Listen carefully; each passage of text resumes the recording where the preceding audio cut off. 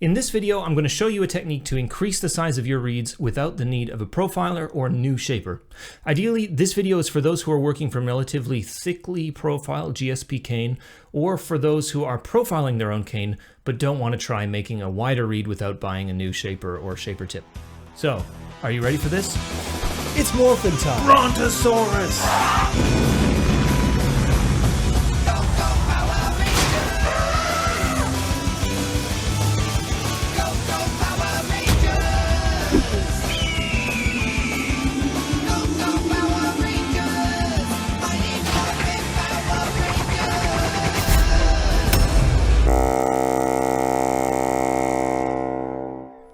And don't forget, if you like this video and other videos on this channel, to hit the subscribe button, make sure that notifications are on so that you can find your way back for the next one. So you want to make a larger or wider reed, but you don't have a larger shaper or shaper tip. This video is specifically for those who are working on or from European industrial cane providers. But of course, if you are processing your own cane, the theoretical underpinnings will work for you as well. Our example piece of cane is going to be split evenly between profile and tube. That would mean that one side of the piece would be distributed with a profile of 30 millimeters and a tube also of 30 millimeters. Most industrial cane providers profile their GSP cane quite thick, anywhere between 0.95 to 1.1 millimeters at the collar, in order for their customers to reprofile or scrape the reed to finish as they wish. Commonly, the reed is formed from a piece of cane with relatively little modification, with the player usually only cleaning the collar, scoring, beveling the tube.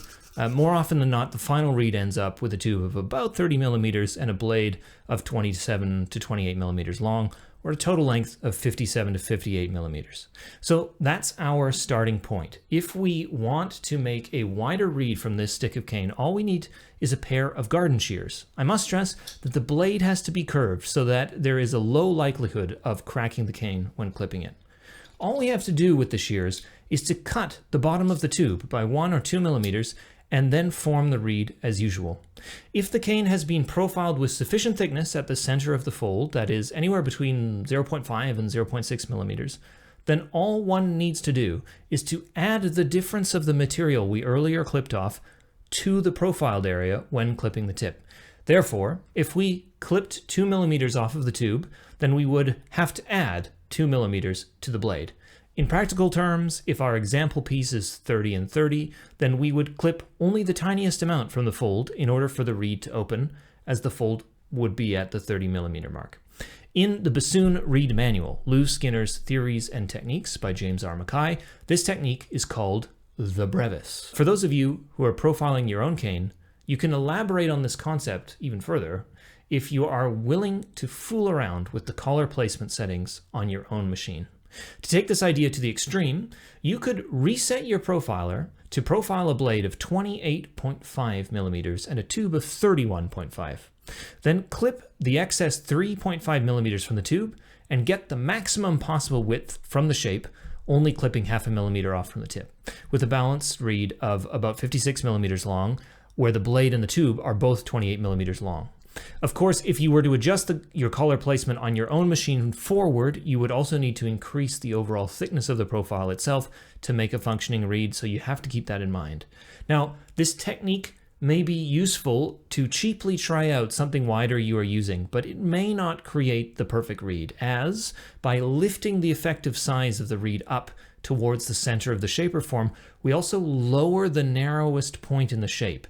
Depending on the cane you're using, the Brevis technique may lower the narrowest point so far down towards the butt end that it would create a problem with the bore matching your bocal. This won't be a problem, however, for the most common shapes in industrial GSP cane, those being Rieger, the Rieger 1A and Donzi. I should also add, if you do like to fool around with your profiling machine and you want to try this out, make sure that you keep a record of your current settings somewhere safe and check your changes with a dial indicator as you work.